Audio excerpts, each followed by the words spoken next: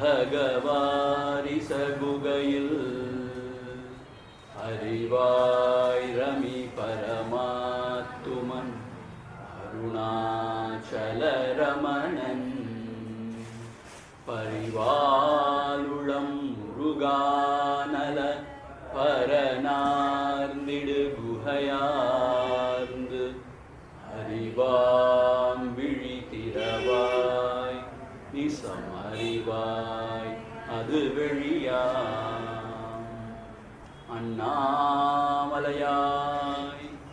அடியேனை ஆண்ட அன்றே ஆவியுடல் கொண்டாய் எனக்கோ குறையுண்டோ குறையும் குணமும் நீ அல்லார் என்னே நிவற்றை என்னுயிரே எண்ணம் எதுவோ அது செய்வாய் கண்ணே உந்தன் கழலினையில் காத பெருக்கே தருவாயே கண்ணே உந்தன் கழலினையில் காத பெருக்கே தருவாயே. ஸ்ரீ அருணாச்சலம். ஆக நேற்று இந்த காணா வரிசையை பார்க்க ஆரம்பிச்சோம் இல்லையா? நேற்று என்ன பார்த்தோம்? கண்ணுக்கு கண்ணாய் கண்ணின்றி காணனை காணுவதெவர் பார் அருணாச்சலம்.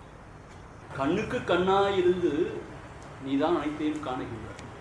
ஆனால் உனக்கு உண்மையிலேயே கண்கள் கிடையாதுன்னு அர்த்தம். இந்த உடல் மனபுத்தி கிடையாது, அதுக்கு அப்பாற்பட்டவர். காணுவது எவர்? அப்படிப்பட்ட உன்னை யார்தான் அறிய முடியும்? காணுவது எவர்? பார். ஆகவே நீ என்னை கண்கொண்டு பார், எனக்கு அருள் புரிவாயாக. காந்தம் இரும்பு போல் கவர்ந்தனை விடாமற் கலந்தனோடு இருப்பாய் அருணாச்சலம். எப்படி ஒரு காந்தமானது இரும்பை கவர்ந்து விடாமல் தன்னோடு வைத்திருக்கிறதோ அதுபோல நீ என்னை உன்னுடைய அருட்கடாட்சத்தால் என்னை கவர்ந்து என்னை தப்பி ஓட விட்டாமல் உன்னோடையே சிறைப்படுத்தி நாம் ஒன்றர இருக்கும்படி செய்வாயாக. This is most beautiful. ஏன்னா நம்மால பகவானை பிடிச்சிக்க முடியாது, பகவான் நம்ம பிடிச்சாதான் உண்டு அப்படின்னு இது பார்த்தோம். போல பகவானே அது உன்னுடைய பொறுப்பு தான். என்னை கவர்ந்தெடுத்து உன்னுடைய திருவடிகளை வச்சுக்க வேண்டியது உன்னுடைய பொறுப்புன்னு பார்த்தோம். அதே மாதிரி சொன்னார், கிரி உருவாகிய கிருவைக்கடலே கிருவை கூர்ந்து அருள்வாய் அருணாச்சலா. பார்த்தோம், ஒரு மலையை பார்த்து கடலேன்னு சொல்லாருன்னு சொல்லி, ஆனால் அவர் கருணை கடலுங்கிறதுனால அப்படி சொல்லப்பட்டது. கிருபைக்கடலே கிருபை கூர்ந்து அருள்வாய் அருணாச்சலம். எனக்கு எது நன்மையை தீமைன்னு தெரியாது, எனக்கு உனக்குத்தான் தெரியும். ஆகவே எது எனக்கு நன்மையோ அதையே நீ செய்வாயாக. கீழ் மேல் எங்கும் கிளறொழி மணி. கீழோர் மேலோன்ற பாகுபாடே இல்லாமல் எல்லோருடைய இதயத்திலும் எல்லா உயிரினங்களுடைய இதயத்திலும் சமமாக இருந்து ஒளிரும் அருணாச்சலா. அப்படிப்பட்ட மணியே என் கீழ்மையை பாழ்சை. என்ன பார்த்தோம்? கீழ்மையிலேயே முக்கியமான கீழ்மை நம்மளுடைய அகங்காரம்னு பார்த்தோம். அஜ்ஞானத்திலிருந்து தோன்றக்கூடியது, அதை அழிப்பாயாக. அது அழிந்தாலே எல்லாம் எல்லாம் மங்களகரமாக ஆகிவிடும். ஆகவே அதை அழிப்பாயாக. குற்றமுற்ற அறுத்தனை குணமாய் பணித்தால் ஒரு ரூபாய் ஒளிரான். அதே தான் திருப்பி சொல்றார். எல்லா குற்றங்களுக்கும் காரணமாகிற அந்த முதல் குற்றம் நான் தேகம் என்கின்ற அபிமானம், அதை அழித்து வேரோடு அழித்து குற்றமுற்று அறுத்து என்னை குணமாய் பணித்தாள். ஆக ஈகோலஸ் ஸ்டேட் சொல்றோம் இல்லையா, அகங்காரம் இல்லாத அந்த நிலைக்கு என்னை ஆளாக்கி அருள் புரிவாயாக. குரு குருவாய் தொழில் அருணாச்சலா. அப்புறம் என்ன பார்த்தோம்? கூர்வாட் கண்ணியர் கொடுமையில் படாதருள் கூர்ந்தனை சேர்ந்தருள் அருணாச்சலம். இதுல முக்கியமா கண்ணின்னு சொல்லப்பட்டிருக்கிறது, கூர்வாட் கண்ணியர்னு சொல்லப்பட்டிருக்கிறது. வலை, கண்கள்லாம் நெருக்கமா இருக்கிறதுனால வலையத்தான் கண்ணியர்னு சொல்றாங்க. ஸோ சில நயவஞ்சகர்கள் அழகாக பேசி நம்மை வஞ்சித்து விடுவார். நம்மை வஞ்சிப்பதற்காகவே தயாராக இருக்க. அப்படிப்பட்டவர்களிடம் இருந்தும் கூர்வாள்னு சொன்ன வாளை போல கொடுமையான சிந்தையும் செயலும் உடையவர்கள். அப்படிப்பட்டவர்களிடமிருந்து என்னை காப்பாயாக அப்படின்னு சொல்ல. நேத்தியே நம்ம பார்த்தோம், சில பேர் இது கூர்வாட் கண்ணியர்னா கொடுமையான விழியை உடைய அந்த கண்ணியர்னா மாந்தர்னு சொல்லி பொருள் சொல்றாங்கன்னு பார்த்தோம். எங்க அது இந்த இடத்துல அது ஒவ்வாதுன்னு சொன்னார் இல்லையா முருகனார். அப்போ இன்னும் கொஞ்சம் படிச்சு பார்த்தேன் அவருடைய விருத்தி உரைய. நான் சொன்னேன் இல்லையா, அவரோட ப்ரோஸே ரொம்ப கஷ்டம் விளங்கிக்கணும், தமிழில் தான் இருக்குது. அவர் என்ன சொல்லியிருக்காருங்க கடைசியில், அப்படி பொருந்தாதுதான், இருந்தாலும் அப்படி ஒரு பாவனையில் படித்தா தப்பு கிடையாது அப்படிதான் சொல்லியிருக்காரு. நான் அதை திருப்பி நீ படித்து பார்த்தேன். ப்ராப்ளம் மீன்ஸ் அவருடைய தமிழ் ஆமாங்கிறாரா இல்லைங்கிறாரா புரியாத அளவுக்கு போயிட்டு இருக்காரு. கெஞ்சியும் வஞ்சியாய் கொஞ்சமும் இறங்கிலை அஞ்சல் என்றே அருள் அருணாச்சலம். எவ்வளவு நான் கெஞ்சியும் நீ இறங்க மாட்டேங்கிறியே, நீ என்ன வஞ்சகனா தோன்றுகிறாயே. அஞ்சல் என்றே அருள் அருணாச்சலா, அபயம் என்று எனக்கு அபயம் தரமாட்டாயா. அவர் வஞ்சிக்கல, இருந்தாலும் என்ன பொறுமையா இருக்கார். எதுக்காக? இந்த ஜீவனானது நெக்கு உருகி இன்னும் பரிபக்குவம் அடையட்டும்ங்கிறதுக்காக அவர் பாராமுகமா இருக்கிற மாதிரி இருக்காரே ஒழிய அவர் வஞ்சி கிடையாதுன்னு நினைத்து பார்த்தோம். கேளாது அழிக்கும் உன் கேடில் புகழை கேடு செய்யாது அருள் அருணாச்சலம். ஆக இந்த உலகத்தை உன்னை பற்றி எப்படி பேசிக் கொண்டிருக்கிறார்கள்? கேளாமலே கொடுக்கக்கூடியவன், அப்படிப்பட்ட வள்ளல் என்று உன்னை பேசிக் கொண்டிருக்கிறார்கள். அந்த புகழுக்கு கேடு வராத மாதிரி நீ பார்த்துக்கோ. ஏன் நான் இவ்வளவு கெஞ்சியும் எனக்கு ஒன்றும் இறங்க மாட்டேங்குது. அப்போ அந்த கேடில் புகழுக்கு ஒரு கேடு வந்ததாகிவிடும். அந்த பழியிலிருந்து நீ தப்பித்துக் கொள். என்ன அர்த்தம்? எனக்கு மனமிறங்கி அருள் செய்வாயாக. என்னவா நீ சுவாரஸ்யமா இருக்கும் அந்த பாவங்கள்லாம். ஆக உன்னுடைய கேடு இல்லாத இந்த புகழை கேடு செய்யாமல் எனக்கு அருள்வாயாக. ஆக எதற்காக அருள் சொல்றார் திரும்ப திரும்ப? எனக்கு பணம் காசு கொடு, பெரிய பதவியை கொடு, பேர் புகழ கொடுன்னு சொல்ல அவர். உன்னுடைய திருவடிகள்ல என்னை நீ வைத்துக்கொள், என்னை விட்டு அகலாமல் நீ எப்பொழுதும் என்னுடனே இருக்க வேண்டும், அவ்வளவுதான் அவர் கேட்கணும். ஆக ஒரு தலைவியோட கூற்றாதான் அமைஞ்சிருக்கு நம்ம பார்த்தோம் இல்லையா? தலைவி என்ன சொல்ற தலைவன்ட்ட, எனக்கு வேற ஒண்ணும் வேண்டாம், நீ தான் வேணும். ஆக நாம் அழகு சுந்தரம் போல அபிண்ணமாக எப்பயும் இருக்கணும் என்பதுதான் அவருடைய பிரார்த்தனையா. இது வரைக்கும் இன்னைக்கு பார்த்தோம். இன்னைக்கு 23வது செயல்.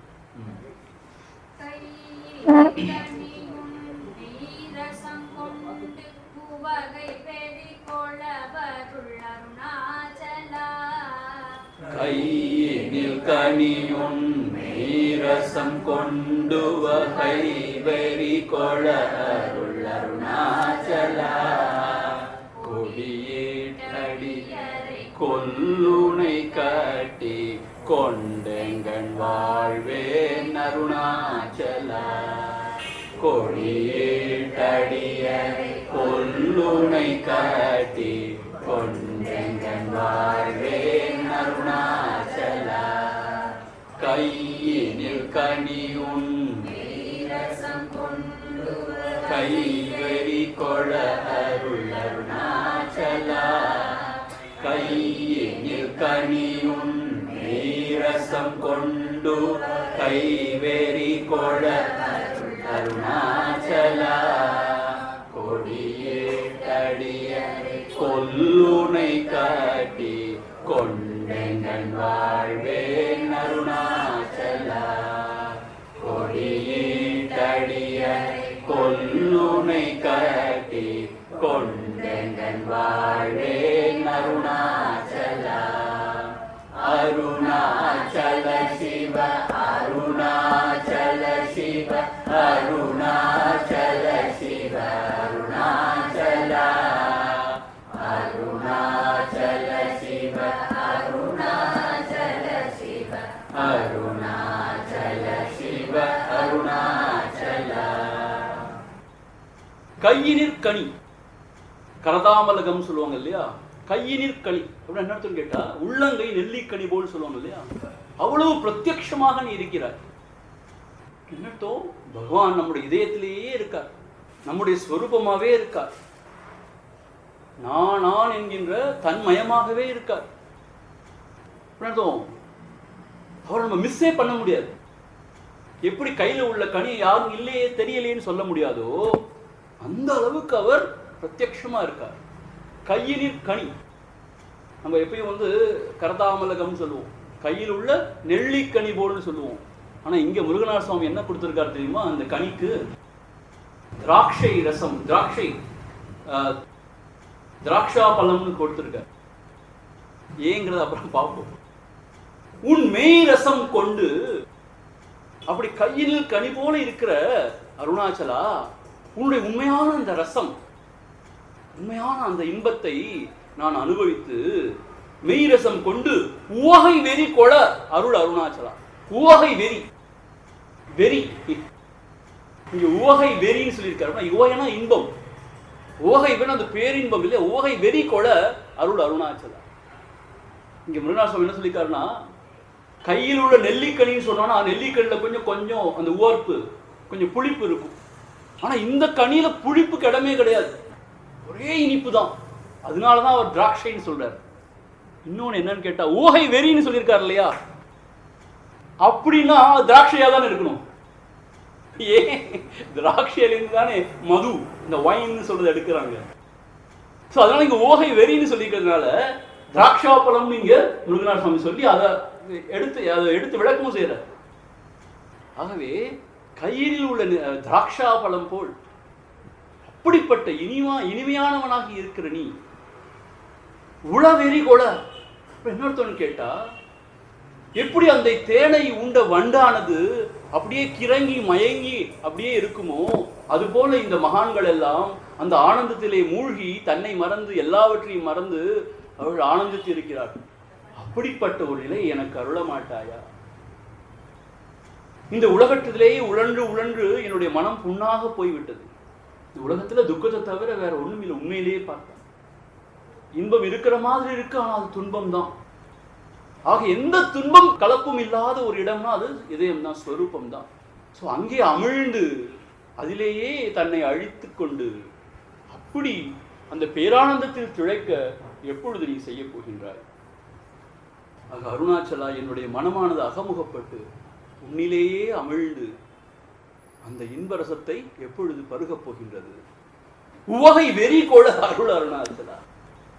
உவகை வெறினா எப்படின்னு கேட்டா, எனக்கு என்ன ஞாபகம் இருந்தா, அந்த ராமகிருஷ்ண பரமஹம்சர் இருந்தாரு. அவர் இருந்து கொண்டே இருப்பார். யாராவது நல்ல ஒரு பாட்டு பாடினாலோ இல்ல அருமையான ஒரு விஷயத்தை பார்த்தாலோ அப்படியே அவரோட மனசு உள்ள போயிடும். அப்படியே அவர் அந்த டிரான்ஸ் சொல்ற இடத்துக்கு போயிடுவார். உவகை வெறினா எடுத்தோம், அப்புறம் அவரால் வெளியே வர முடியாது. அவருக்கு ஆக்சுவலா என்ன செய்வாங்கன்னா, அவர் நாக்குல இனிப்பு வைப்பாங்க. ஏன்னு கேட்டா, அந்த இனிப்புல அவருக்கு ஒரு இது இருந்துச்சு, கடைசி வரைக்கும் சொல்றாங்க. அவர் அந்த இனிப்பு எதுக்குன்னா உலகத்துக்கு கொண்டு வர்றதுக்கு. அவர் இல்லாட்டி அவரோட மனசு எழும்பவே எழும்பாதான். அப்படியே ஏன்னு கேட்டா அப்படி ஒரு பணமான நிலை. அதை எப்படி சொல்றது, அது அப்படிப்பட்ட ஒரு விஷயங்கிறதுனால அந்த உவகை வெறி கூட எப்பொழுது எனக்கு அருள் செய்ய போகிறார்? இதையெல்லாம் மகான்கள் சொல்லிக் கொண்டிருக்கிறார், நாம் கேட்டுக்கொண்டிருக்கோம். நாமே அதை எப்பொழுது அனுபவமாக அனுபவிப்பது? அப்படிப்பட்ட அந்த ரசத்தை நான் உண்டு மகிழ்ந்து உவகை வெறி கொள அருள அருணாச்சலா, எப்பொழுது அப்படி என்னை செய்ய போகின்றாய் அப்படின்னு கேட்கிறார். அடுத்த செய்யுள்ள ரொம்ப ரசமா இன்னொரு விஷயம் சொல்லியிருக்கார். கொடியிட்டு அடியறை கொல்லுனை கட்டிக்கொண்டு எங்கன் வாழ்வேன் அருணாச்சலா. ஒரு தலைவி தலைவனை பார்த்து சொல்ற மாதிரி, நீ எப்படிப்பட்டவன்? கொடியிட்டுன்னு அர்த்தம். கொடியிட்டுன்னு சொன்னா கொடி கட்டினார் போல முனைந்து நின்று அடியரை கொல்லாது கொள்கின்ற சத்திய சங்கல்பனான உன்னை சம்பந்தித்துக் கொண்டு எவ்வாறு உயிர்த்திருப்பேன்? கொடியிட்டு அடியரை கொல்லுனை. அருணாச்சலன் எப்படிப்பட்டவன்? அருணாச்சலா அருணாச்சலான்னு யாராவது அவனையே உருகி உருகி அவனையே பிரார்த்தனை செய்தால் அவன் என்ன செய்வான்? அப்படிப்பட்ட அடியவரை கொன்று விடுவான். அப்படி என்ன அர்த்தம்? அந்த ஜீவபோதத்தை அழித்து விடுவான். அதான் இங்க உள்ள மீனிங். கருதியே திரிவீர் கருத்தினுள் ஒருகால் கருதிட கொலாமலே கொல்லும் அருமருந்தொன்றுண்டு அவனியில் அதுதான் அருணமாத்திரமென அறிவீர். கொலாமலே கொல்லும் அருமருந்து ஒன்று உண்டு. இங்க இந்த உலகத்திலேயே உண்டு. எங்கே இருக்குது? அருணாச்சலம். அருணமா திறமென அறிவீர். கொலாமலே குணத்தோ அந்த ஜீவபோதத்தை அழித்து விடுது. அவனுடைய உயிரை அழித்து அவனை நீக்கி விடாது, ஆனால் அந்த ஜீவபோதத்தை அழித்து விடும். ஆக கொடியிட்டு அர்த்தம். அந்த காலத்தில் போருக்கு போகும்போது கொடி ரதத்து மேல பூட்டிக்கொண்டு போவாங்க. It shows the intention. அவனை என்ன செய்யறேன் விடமாட்டேன் அப்படின்னு காமிக்கிற மாதிரி, முனைந்து நின்றுங்கிற மாதிரி. அப்படி கொடி கட்டி கொண்டு முனைந்து நின்று என்னை கொல்லுவதற்கு தயாராக இருக்கிற உன்னை கட்டிக்கொண்டு உன்னை மணந்து கொண்டு எப்படி நான் இந்த காலக்ஷேபம் பண்ண போறணும் தெரியல, எப்படி குடுத்தனம் பண்ண போறணும் தெரியல. எங்கன் வாழ்வேன் அருணாச்சலம், எப்படி நான் வாழ போறேன் சொன்னாலும் என்ன அர்த்தம்? இப்படிப்பட்ட அருமையானவன் நீ, யார் உன்னை சம்பந்தித்துக் கொண்டு உன்னையே நினைத்து உருகுகிறார்களோ அவர்களுடைய அகங்காரத்தை, ஜீவபோதத்தை அழித்து விடுபவன் நீ அப்படின்னு சொல்றதுக்கு பதிலா ரொம்ப ரசமா சொல்லியிருக்க ஒரு தலைவியோட கூற்று மாதிரி. உங்களை கட்டிக்கிட்டு நான் என்னத்த சுகத்தை கண்டேன்னு கேட்பாங்களே சில மனைவிமார், அதே மாதிரி அவர் கேட்டிருக்காரு. இப்படி பொல்லாத உங்களை யாராவது உங்களை நினைச்சு நினைச்சு உருகனாங்கன்னா என்ன செய்வீங்க? கொடியிட்டு அடியறை கொன்று விடுவீர்கள். அப்படிப்பட்ட உங்களை கட்டிக்கொண்டு நான் இங்க என்னத்தை செய்ய போறேன், எப்படி உயிர் வாழ போறேன்னே தெரியல. கட்டிக்கொண்டு எங்கன் வாழ்வேன் அருணாச்சலா, எப்படி வாழ்வேன் அருணாச்சலா. என்ன அர்த்தம்? நேத்தியே நம்ம சொன்னது போல இது ஒரு மர்மத்தலம். இங்க அருணாச்சலை நினைந்து தியானம் செஞ்சோன்னா மனம் தன்னால் அடங்கி விடுகிறது. அது மாத்திரம் ஜீவபோதம் ஒழிந்து விடுகிறது. அங்கே பரநிலை அதுதான் இருக்கு மிச்சம். இது வந்து கட்டுக்கதை கிடையாது, கற்பனை கதை கிடையாது. நீங்க ட்ரை பண்ணி பாருங்க. நீங்க இப்படிப்பட்ட விசேஷமான ஸ்தலம். ஆக அருணாச்சலா, உன்னை கட்டிக்கொண்டு எங்கள் வாழ்வேன், கொடியிட்டு அடியறை கொல்லு உன்னை கட்டிக்கொண்டு எங்கன் வாழ்வேன் அருணாச்சலா. அடுத்து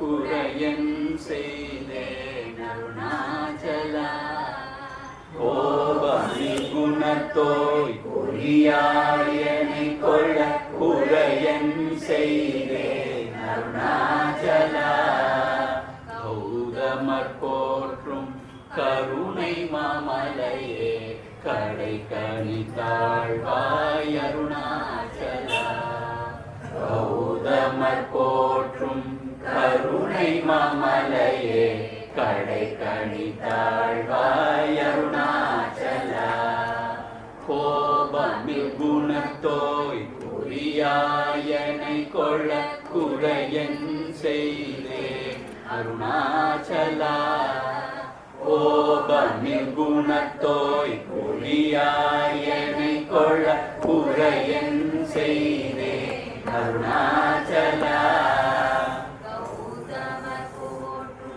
கருணை மாமலையே கடை கணித்தாழ்வாய் அருணாச்சலா, கௌதமர் போற்றும் கருணை மாமலையே கடை கணித்தாழ்வாய் அருணாச்சலா, அருணாச்சல சிவ அருணாச்சல சிவ அருணாச்சல சிவ அருணாச்சலா, அருணாச்சல சிவ அருணாச்சல சிவ அருணாச்சல சிவ அருணாச்சலா. கோபம் இல் குணத்தோய் பிரதம் சாந்த ஸ்வரூபியாகிய அருணாச்சலரே.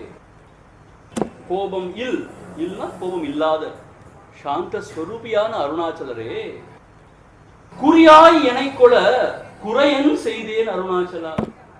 அப்படிப்பட்ட சொருவம் கொண்டவராக இருந்தாலும் என்னை பொறுத்த மட்டும் அதற்கு நேர்மாறாக ஏதோ ஒரு கோபத்தை வைத்துக் கொண்டு குறியாய் எனை கொல,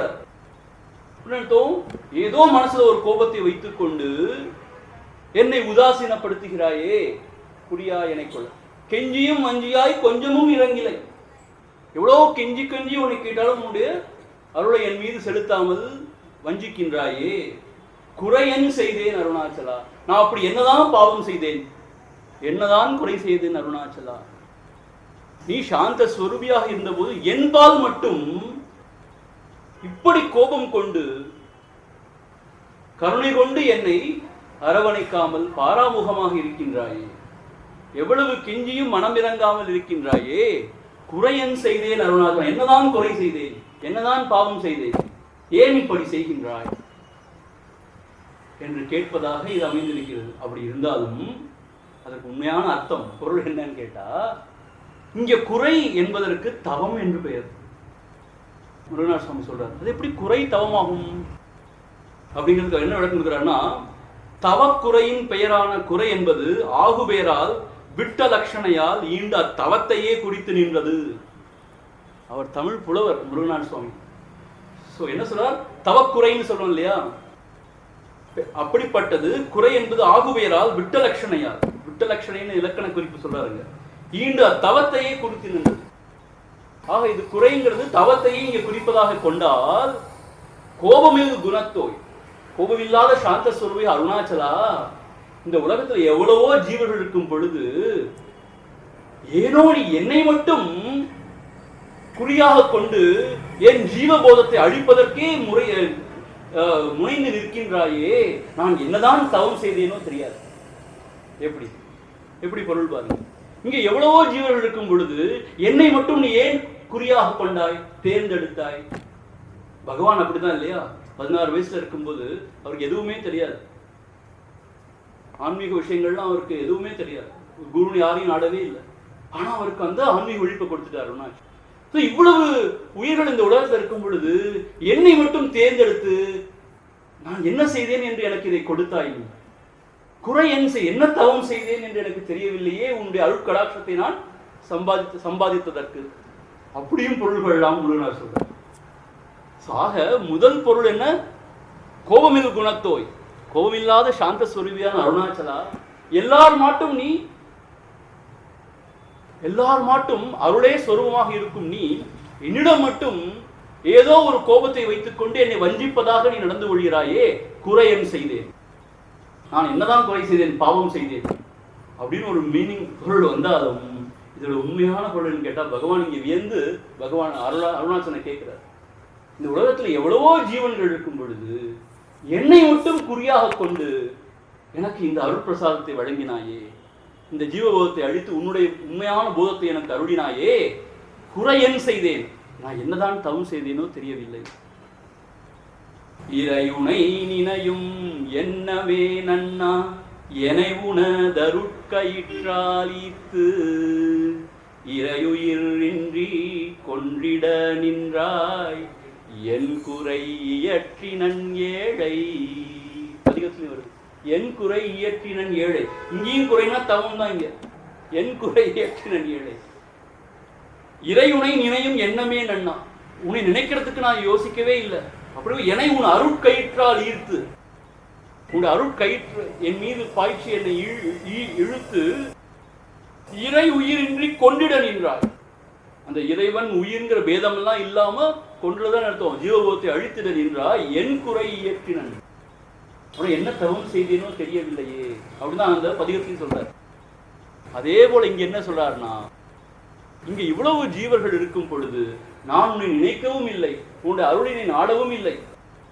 அப்படி இருக்கும் பொழுது என்னை மட்டும் விசேஷமாக தேர்ந்தெடுத்து உன்னுடைய அருளை எனக்கு கொடுத்தாயே, நான் என் குறைசை என்ன தவம் செய்தேனோ தெரியவில்லை அருணாச்சலா, உன்னுடைய அருளே அருள் அப்படின்னு வியக்கிற மாதிரியும் இது அமைஞ்சு. ஒரே சமயத்துல இரண்டு பொருள் வர மாதிரி இங்க பகவான் இதை அமைச்சிருக்கார். கோபமில் குணத்தோய் குறியா எனைக்கொட குறை என் செய்தேன் அருணாச்சலா, கௌதமர் போற்றும் கருணை மாமலை கடை கணித்தாழ்வாய் அருணாச்சலா. இந்த கௌதமர் அருணாச்சல புராணத்துல ரொம்ப விசேஷமாக சொல்லப்படுறார். உங்களுக்கு இந்த கதை தெரியுமான்னு தெரியல. அம்பாள் பார்வதி தேவியார் ஒரு முறை என்னாச்சுன்னா, கைலாசத்துல சிவபெருமான் வந்து ரொம்ப ஏகாந்தத்தில் அமர்ந்து இருக்கும் பொழுது இவள் விளையாட்டாக வந்து பகவானுடைய கண்ணை கட்டிட்டா, பின்னாடி வந்து கண்ணை மூடி விட்டா. அப்படி பகவானுடைய கண்ணை மூடினோடனே இந்த உலகமே என்ன சேர்த்து அப்படியே தவிச்சு போயிடுச்சு. ஏன்னா எல்லா இடத்தும் அந்தகாரம் ஆயிடுச்சு. யாருன்னு சொல்லிட்டு பகவான் கையை விளக்குனார். அவ விளையாட்டுக்காக தான் செஞ்சேன்னு சொல்லி சொல்றா. ஆனா பகவானுக்கு கோவம் வந்துடுச்சு. நீ விளையாட்டுக்காக செஞ்ச ஒரு க்ஷணம் என்னுடைய கண்ணை மூடினதுனால இந்த உலகமே நிலை குலைந்து போய்விட்டது, நீ இப்படி செய்திருக்க கூடாது அப்படின்னு, அதற்கு பரிகாரமா நீ இந்த உலகத்துல போய் தவம் செய்ய வேண்டும், அப்பொழுதுதான் நீ என்னை மீண்டும் அடைய முடியும்னு பார்வதி அவர் சொல்லியிருக்கார். அருணாச்சல புராணத்தில் இந்த கதை வருது. அம்பிகை என்ன செய்யறதுன்னு தெரியல, உங்களுடைய மனைவியாக இருந்தும் நான் தவம் செய்ய வேண்டுமான்னு கேட்கிறார். யாராக இருந்தாலும் சரி, தவறு செய்து விட்டால் அதற்கு பிராயச்சித்தமாக தவம் செய்தால்தான் மீண்டும் என்னை அடைய முடியும்னு பகவான் சொல்லிடுறார். அந்த கதை எப்படி போகுதுன்னு கேட்டா, பார்வதி தேவியார் கீழே இறங்கி வராங்க. முதல்ல வந்து காசி க்ஷேத்திரத்துக்கு வராங்க. அங்கே அன்னபூர்ணியாக இருக்கிறாள். அப்படி என்ன அர்த்தம் கேட்டால் அங்கே பயங்கர பஞ்சம் அப்பொழுது தலைவிரித்தாடிகள். அப்போது அவள் என்ன செய்கிறான்னா தன்னுடைய அந்த சக்தியால் ஜீவர்களுடைய பசியெல்லாம் போக்கும் அன்னபூர்ணியாக அங்கே திகழ்கிறார். அப்புறம் அதை முடிச்சு கொண்ட பிறகு அப்படியே she is coming towards south, தெற்கு நோக்கி வந்து கொண்டிருக்கும் பொழுது இது காஞ்சியிலே உங்களுக்கு தெரியும், அந்த கதையும் தெரியும் நினைக்கிறேன். அங்கே வந்து மண்ணால் லிங்கம் செய்து அதை பூஜிக்கிறார். அப்போ ஒரு முறை வெள்ளமோ இதோ வரும்பொழுது அதை கட்டி அணைத்துக் கொள்கிறார். அந்த இது போயிடக்கூடாது. அதுதான் சொல்லுவாங்க. அங்கே ஏகாம்பரநாயகர் கோவிலில் கூட இன்னும் அந்த லிங்கத்தில் வந்து அம்மையாருடைய வளையலுடைய ஒரு தடமும் முளையோட தடமும் இருக்குமா, அப்படி கட்டி அணைத்து கொண்டாளாம். அப்படி அங்கே அவள் இறைவனை பூஜிச்சாள். அப்படி பூஜித்த பிறகும் அவளுக்கு ஆசிரியராக ஒரு குரல் கேட்டது, நீ தவம் செய்ய வேண்டும் என்றால் அதற்கு ஏற்ற இடம் அண்ணாமலை தான், அங்கே சென்று நீ தவம் இயற்றுவாயாக. உடனே அம்பிகை சொல்ல, எனக்கு தவமெல்லாம் ஏற்ற தெரியாதே, அங்கே போய் நான் என்ன செய்வேன்னு கேட்கும்போது, அங்கே கௌதமர் என்கின்ற முனிவர் இருக்கிறார், தவஸ்ரேஷ்டர் இருக்கிறார், அவர் உனக்கு எல்லா வகையான உதவிகளையும் செய்வார், அவரிடம் செல், அவருடைய ஆசிரமத்திற்கு செல்னு சொல்லி அங்கே கட்டளை பிறப்பிக்கப்படும். ஸோ உமாதேவியார் அண்ணாமலைக்கு வராங்க. அங்கே கௌதமருடைய ஆசிரமத்துக்கு வராங்க. கௌதமருடைய ஆசிரமம் அந்த காலத்தில் வந்து அந்த பவழங்குண்டில் தான் இருந்ததாக சொல்கிறாங்க. சொல்கிறாங்க செய்வழி செய்தி அங்கே வந்ததாக தான் சொல்கிறாங்க. அண்ணாமலை சாரலே பவழங்குண்டு இன்னொரு குன்று இருக்குது, அங்கே வந்ததாக சொல்கிறாங்க. ஆக அந்த கௌதமர் என்ன செய்கிறார்னா இது அவருக்கு தெரியும். ஆகவே அம்பிகை வருவதற்காக காத்து கொண்டிருக்கிறார். வந்த பிறகு அவளை உபசரித்து வரவழைத்து அவளுக்கு எல்லா விதமான உதவிகளையும் செய்து எப்படி ஈஸ்வரனை தியானிக்க வேண்டும் என்பதை சொல்லிக் கொடுக்கிறார். ஆகவே பவழங்குண்டில் அம்மா அம்பிகை வந்து தியானம் செய்வதாக தவம் செய்ததாக சொல்கிறார்.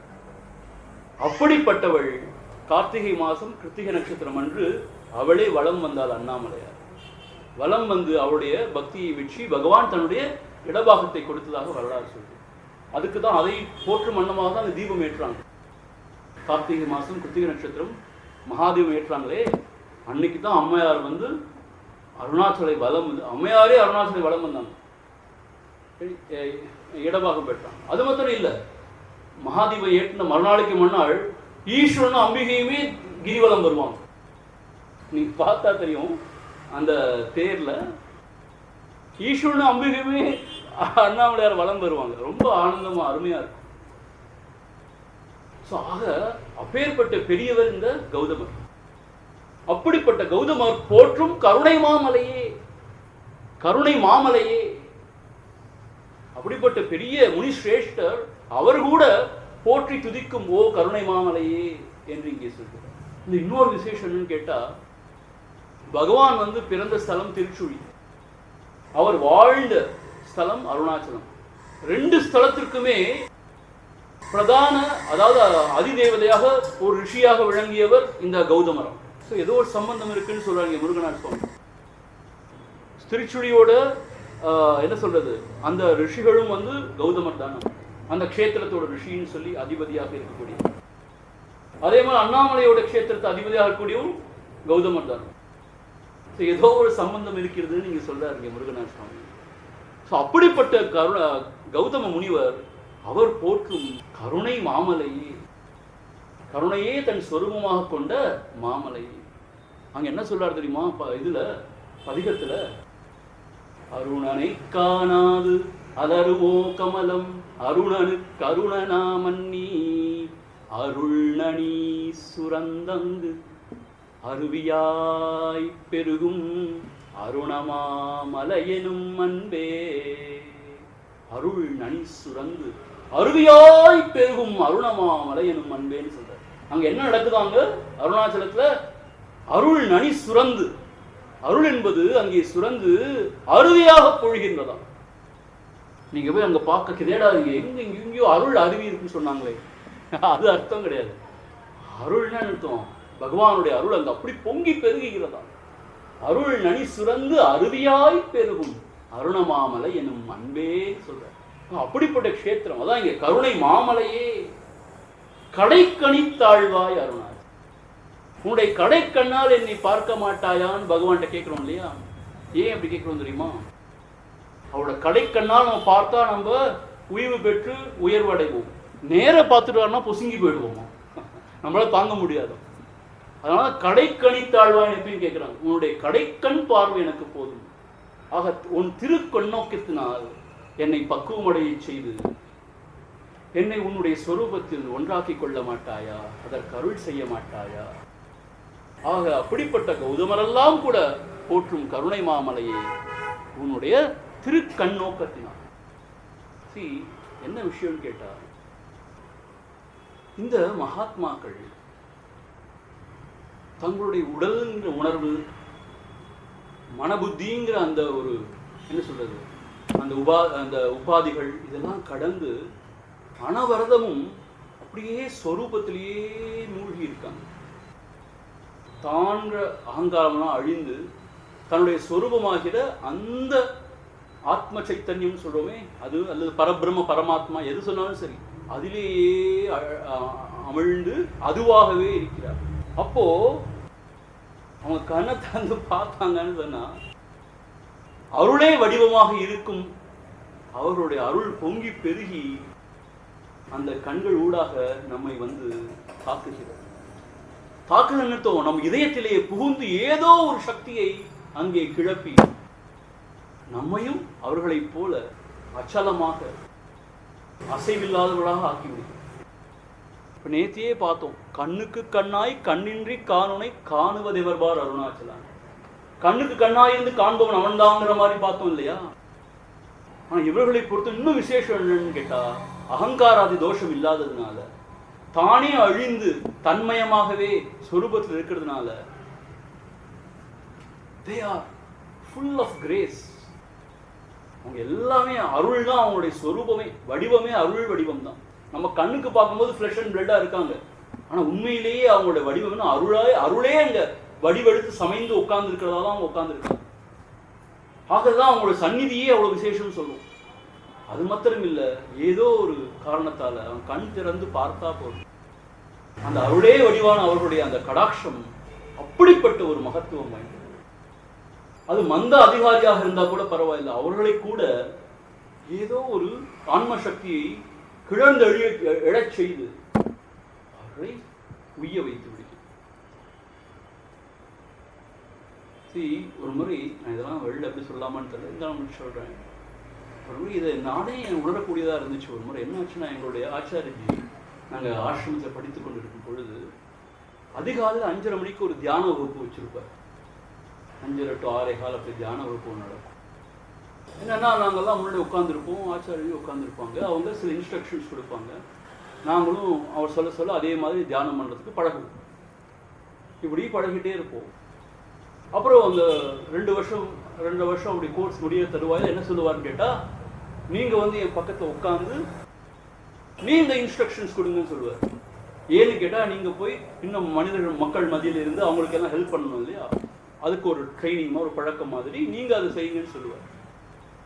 ஒரு மாதிரி என்னாச்சுன்னா, அப்படிப்பட்ட ஆச்சாரியருடைய பக்கத்தில் அமர்ந்து அந்த இன்ஸ்ட்ரக்ஷன் கொடுக்கறதுக்காக எனக்கு ஆச்சாரிய சொன்னார். என்ன ஆச்சுன்னா, அவர்கிட்ட அமர்ந்து சும்மா இருந்தேன். அவரும் ஒன்றும் செய்யல, அவர் சும்மா தான் இருந்தார். பார்த்தா ஒன்றுமே வாயில் எழல, கருத்தை எழ மாட்டேங்க. மனசு அப்படியே ஒன்றும் இல்லாமல் அமைதியாக போயிடுச்சு. அப்போதான் நினச்சேன், இவங்களாம் சாதாரணப்பட்ட மனுஷங்க கிடையாது, ஏதோ ஒன்று இருக்குங்க கிட்ட, பொல்லாத ஒரு பவர் இருக்குங்க கிட்ட.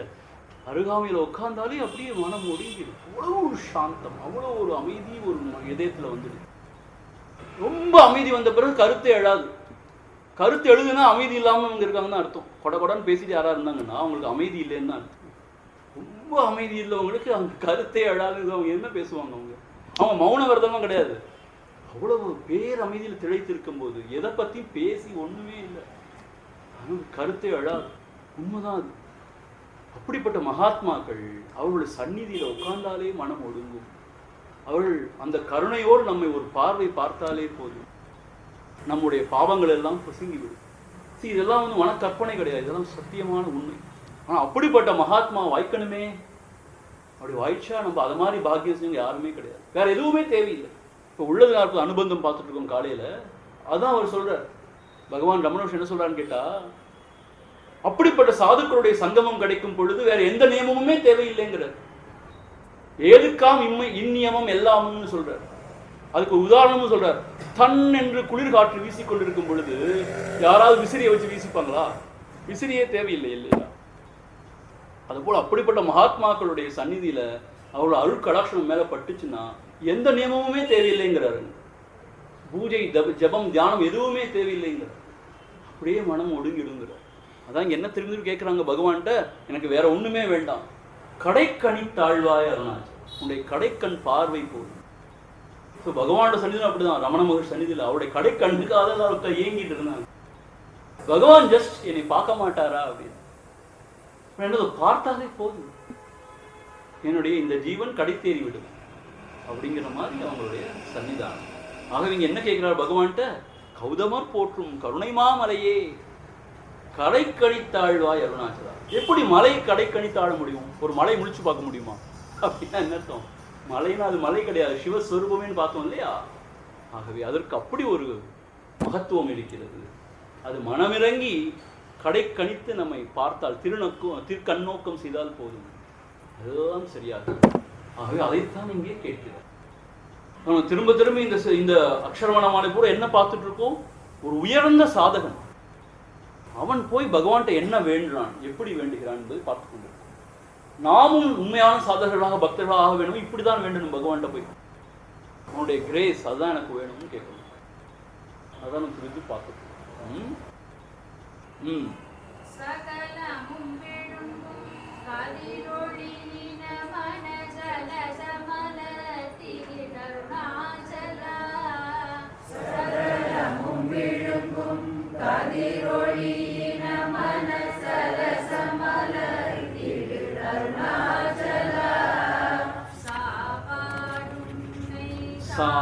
சாந்துணவாயான் சாந்தமாய் கோவன் அருணாச்சலா, சாப்பாடுன்னை சாந்துணவாயான் சாந்தமாய் கோவன் அருணாச்சலா, சகலம் விழுங்கும்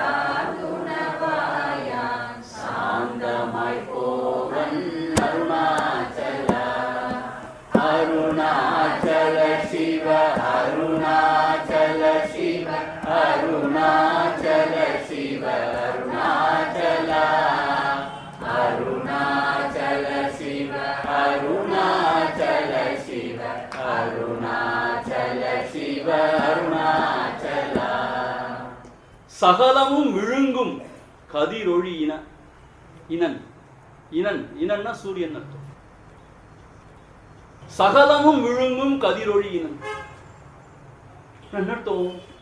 கதிரவன் தோன்றான்னு சொன்னா எல்லா இருளும் தானாக மறைந்து போகுது இல்லையா? அழிந்து போய் இருள். இப்போ அரை இருட்டுல தான் நமக்கு இந்த பிரமையெல்லாம் தோன்றுது இல்லையா?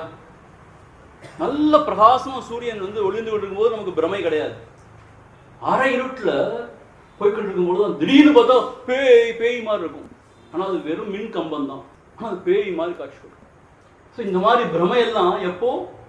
அரை இருட்டுல இருள் சூழ்ந்த போதுதான். ஆனா அந்த சூரியன் எழுந்த பிறகு எல்லா இருளும் போயிடும். இருளோடு வந்த எல்லா பிரமையும் போயிடும். அது போல இதயத்தில் இருக்கிற அந்த ஞான சூரியனாகிய அவன் எழாத வரைதான் அஜ்ஞானம் என்கின்ற இருள். அந்த அஜ்ஞானம் என்ற இருளிலே இருந்துதான் இந்த சமுசாரம் என்கின்ற பிரமை நமக்கு தோன்றுகிறது. ஆக அந்த ஞான சூரியன் இதயத்திலே பிரகாசிக்க ஆரம்பிச்சிட்டான்னு சொன்னான். இப்ப இருக்கான் மேகம் போல ஏதோ ஒன்று மறைச்சிருக்கு.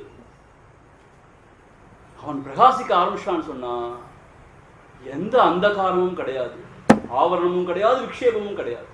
என்ன அர்த்தம்? இருளும் கிடையாது, இருளிலிருந்து வரும் அந்த பிரமையும் கிடையாது, எந்த சம்சாரமும் கிடையாது. ஆகவே என்ன சொல்ற? சகலமும் விழுங்கும் கதிரொழியினன். அருணாச்சலா நீ யார்? சகலமும் விழுங்கும். நம்ம இந்த ஒரு நிலையில இருக்கும் பொழுது, அஞ்ஞான நிலையில இருக்கும் பொழுதுதான் நானாவா இந்த உலக காட்சிகள்லாம் தோன்றுது. நம்மளுடைய மனதுல வந்து விஷய வாசனைகள்லாம் இருக்கு, விருப்பு வெறுப்பாதிகள்லாம் இருக்கு, ஓடிக்கொண்டிருக்கும், எதையோ நோக்கி ஓடிக்கொண்டிருக்கோம் அடைய வேண்டும் என்று. ஒரு சில விஷயங்கள்ல தவிர்த்தரணும்னு சொல்லிட்டு பாடுபடுறோம். ஆனா இது எல்லாமே அஞ்ஞானத்துல இருக்கு. ஞான ஒளி, ஞான அந்த இது தோன்றும் என்ன ஆகுன்னு கேட்டா, இது எதுவுமே இல்லாம போயிடும், எல்லாமே தன்மயமாகிவிடும்.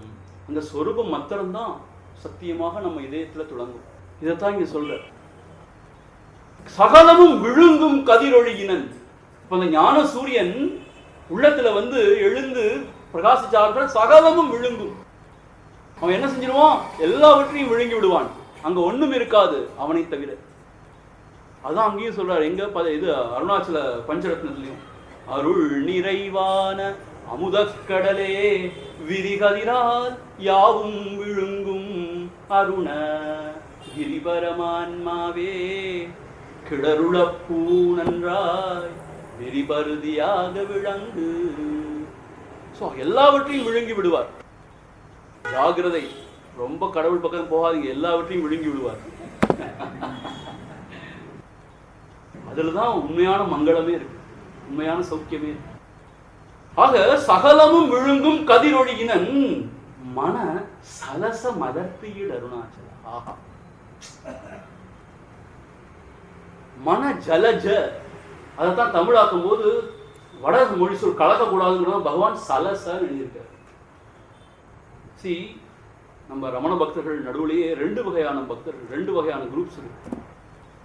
சில பேர் வந்து சம்ஸ்கிருதம் ஓரியன்டட், சில பேர் வந்து ரொம்ப தமிழ் ஓரியன்டட். சமஸ்கிருத ஓரியன்ட் பக்தர்கள் இதை பிரித்து படிக்கும்போது ஜலஜன் வேணுட்டே படிப்பாங்க. ஆனால் தமிழ் பக்தர்கள் சலசன் தான் படிக்கணும்பாங்க. ஆனால் என்னதான் இருந்தாலும் பகவான் எப்படி இருக்குதோ அப்படிதான் நம்ம படிக்கணும். பகவான் இருக்கும்போது நாம் இன்னொன்று எப்படி படிக்க முடியும்? அப்படி சலச அப்படின்னு அர்த்தம். ஜலஜா, ஜலனா தண்ணீர், ஜானா அதிலே தோன்றக்கூடியது. என்னது? தாமரை. இங்கே சலசம்ங்கிறது தாமரையை குறிக்கூடியது. ஜல ஜா, ஜலன தண்ணீர், அதிலே தோன்றக்கூடியது தாமரை. ஆக சலச அப்படின்னா தாமரை. மலர்த்து இடு அருணாச்சலா. ஆக சூரியன் வந்தாதான் தாமரை மலரும் இல்லையா? அதே போல ஞான சூரியனாகிய நீ உள்ளத்திலே எழுந்தால்தான் இந்த இதய தாமரையானது மலரும். இப்ப எப்படி இருக்கு இதய தாமரை? சுருங்கி கூம்பி போயிருக்கு. ஏன்? அதுக்குள்ள அகங்காரம், அவிச்சை, இருள் எல்லாம் இருக்கு அதுக்குள்ள. இப்ப கூம்பி இப்படி சுருங்கி இருக்கு. நான், எனது, சுயநலம், பேராசை, பொறாமை இப்படி சூம்பி இருக்கு. அதனாலதான் நம்ம வாழ்க்கையில ஒரு பெரிய ஒரு என்ன சொல்றது, ஒரு மகிமை இல்லாம, ஒரு பெரிய ஒரு எழுச்சி இல்லாம இருக்கும். அப்போ பகவானுடைய அருள் நமக்கு கிடைச்ச என்ன ஆயிடும்? அந்த இதய தாமரையானது மலர்ந்துவிடும்.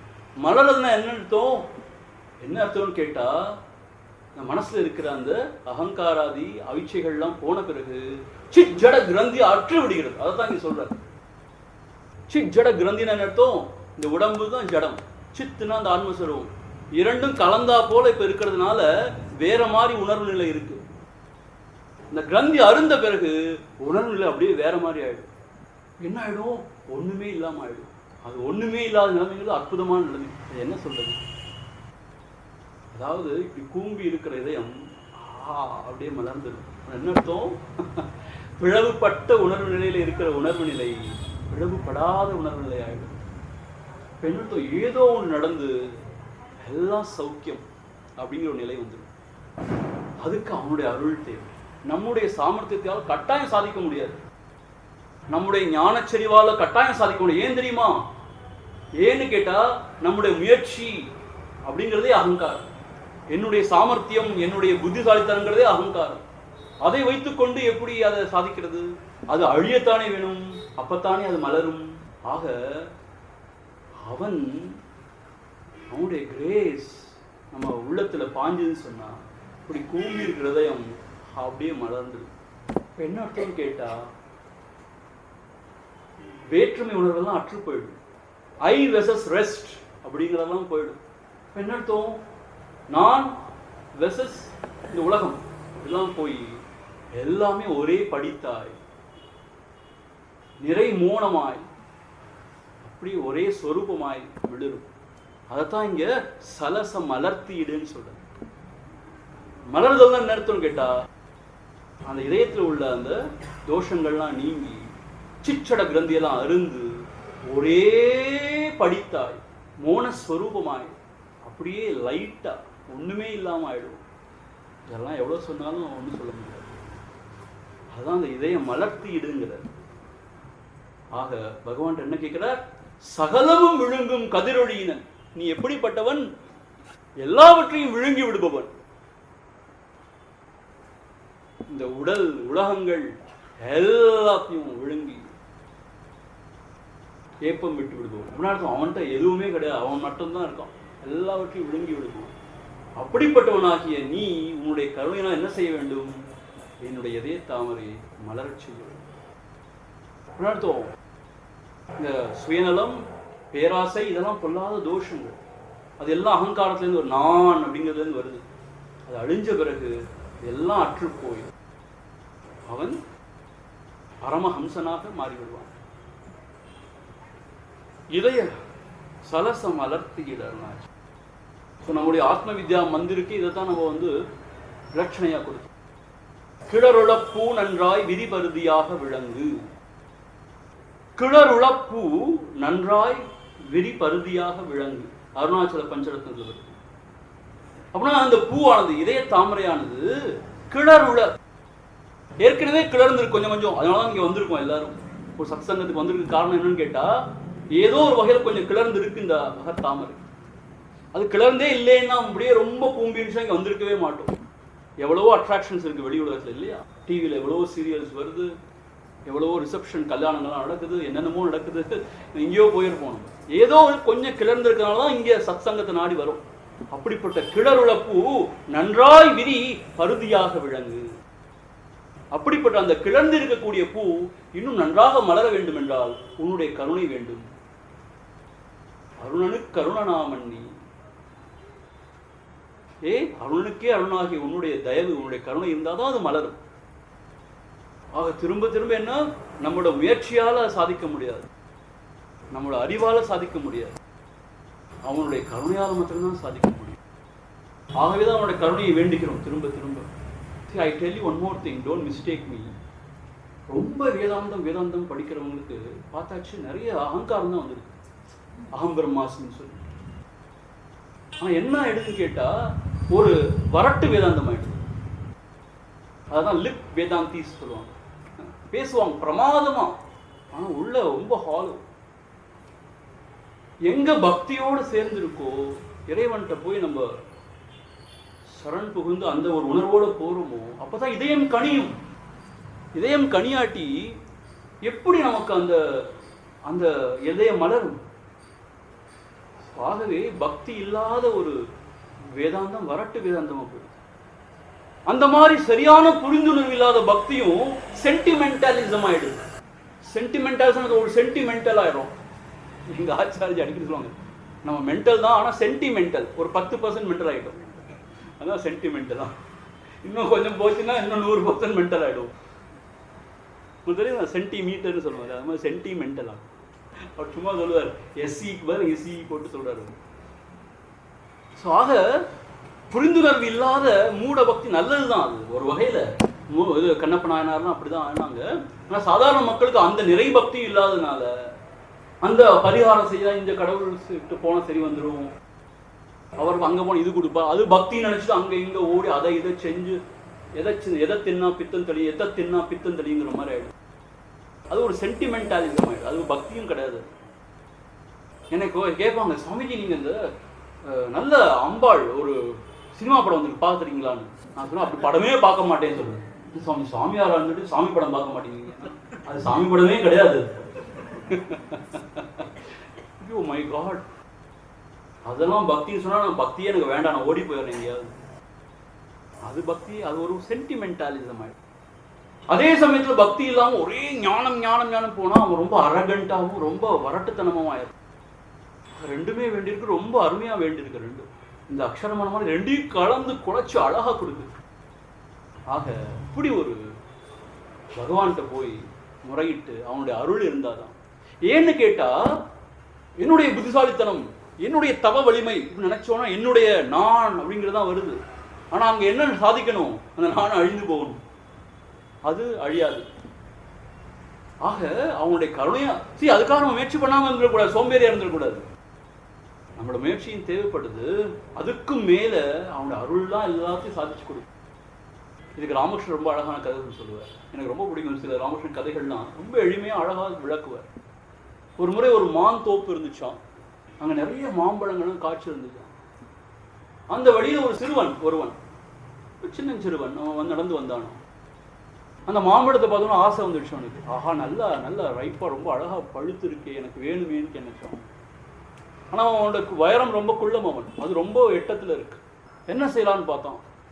இது நமக்கு சரி வராது, இது எவ்வளோ உயரத்துக்கு, நான் எவ்வளோ இது உயரத்தில் இருக்கேன், சரி வராது. அப்படி போயிடறான், நடந்து போயிடறான். அப்புறம் இன்னொரு பையன் வரான். அவன் ரொம்ப ஸ்மார்ட். பார்க்குறான், அவனுக்கும் ஆசை வந்துடுது. ரொம்ப அழகா இருக்கேன், நான் எனக்கு வேணும், இது நல்லா பழுத்து இருக்கேன்னு சொல்லிட்டு சரி நம்ம பறிக்க முயற்சி செய்வோம்னு சொல்லிட்டு தவறான். அவன் எவ்வளவு தவறாலும் அதை அவன் பறிக்கவே முடியாது. அவன் சூப்பர் மேனாக தான் இருக்கணும், அப்படி தான் பறிக்க முடியும். ஆனால் அவன் சூப்பர் மேன் இல்லை, சாதாரண சிறுவன். தப்பி பார்க்குறான், அவன் பறிக்க முடியல. ஆனால் அந்த பக்கம் ஒரு வழிப்போக்கு நடந்து போகிறான். ஐயோ பாவம், இந்த குழந்தைக்கு இந்த மாம்பழம் வேணும் போல இருக்குது, அதுதான் இப்படி தவிக்குது, தப்பி குதிக்குன்னு சொல்லிட்டு அவர் போய் அதை ப்ளக் பண்ணி கொடுக்குறாரு. அவனுக்கு கிடைச்சிருது மாம்பழம். முதல்ல உள்ள பையன் தவி குதிக்காதனால யாருக்கும் அவனுக்கு தேவைன்னே தெரியாது, அதனால் அவனுக்கு கிடைக்கல. இவன் தவி குதிக்கிறான், அப்போதான் அவனுக்கு தேவைன்னே தெரியுது, அப்போ அவனுக்கு கிடைக்குது. அவன் தவறுனால அது கிடைக்கல. அவன் தவி குதிக்கிறதுனால அவனுக்கு ஒரு காலமும் அது எட்டாது. அவன் தவி குதிச்சாதான் அவனுக்கு அது வேணுங்கிறதே தெரிய வருது. ஒரு வழிபோக்கன் மாதிரி பகவானோட கிரேஸ் வந்து அவனுக்கு அந்த பழம் கிடைக்கும். தவியே குதிக்கல, நான் முயற்சியே இல்லைன்னு சொன்னா பகவானுக்கும் தெரியாது. பகவான் தெரியாம இவனுக்கு தேவையில்லை போல எல்லாரும் சும்மா இருந்துருவான். ஆனால் முயற்சி வேணும், ஆனால் முயற்சினால அதை சாதிக்க முடியாது. அந்த முயற்சி எதை கொடுக்கும்? பகவானுடைய அருளுக்கு நம்ம பாத்திரமாகும் அந்த முயற்சினால. இப்போ கடைசியில் பகவானோட அருளால தான் நமக்கு கிடைக்கும். இதை ஏன் திரும்ப திரும்ப வலியுறுத்துறாங்கன்னா, என்னுடைய முயற்சியால கிடைச்சதுன்னு சொன்னேன்னா என்ன ஆயிடுது? அகங்காரத்தோட விரிவாக தான் அது ஆயிடுது. அகங்காரம் அழிவுல தான் இது கிடைக்கும், விரிவுல கிடைக்காதே. என்னுடைய புத்திசாலித்தனத்தினால, என்னுடைய ஞானத்தினால பெற்றுட்டேன்னு சொன்னா திருப்பி அங்கே அகங்காரம் தானே வருது. ஆகவே ஞானத்தை நம்ம பயன்படுத்த வேண்டியிருக்கு, முயற்சி பண்ண வேண்டியிருக்கு. ஆனால் அந்த சிறுவன் எட்டி குதிக்கிற மாதிரி தான், அதனால தான் அதை அடைய முடியாது. It shows only the intent, but the god's grace should flow. பகவானே மனமிறங்கி அந்தா அப்படி பறிச்சு கொடுத்தாதான் நமக்கு அது வாய்ப்பு. அதனால அவரை அறிய முடியாது, பணியத்தான் முடியும். அதனால இது மனசு நல்லா நம்ம வாங்கிக்கணும். எவ்வளோ படித்தாலும், எவ்வளோ புத்திசாலியாக இருந்தாலும், எவ்வளோ முயற்சி செஞ்சாலும் அதெல்லாம் பிரயோஜனப்படாது. ஆனால் பிரயோஜனப்படாததான் செய்யாமல் இருக்கக்கூடாது. ரொம்ப சோம்பேறி, இப்பயே சோம்பேறி, ரொம்ப சோம்பேறி ஆகிடும். அதெல்லாம் செய்யணும். ஆனால் அதுக்கு மேலே பகவானோட கிரேஸ். ஆகவே சலச மலர்த்தியிட அருணா, இப்படிதான் பகவான்கிட்ட வேண்டும். என்னோட இதய தாமரையானது கும்பி இருக்கு, ரொம்ப சுருங்கி இருக்கு, அது மலர வேண்டும் என்றால் என்னுடைய அருள் வேண்டும். அப்படி பிரார்த்திக்கணும். 28 பாருங்க, so beautiful.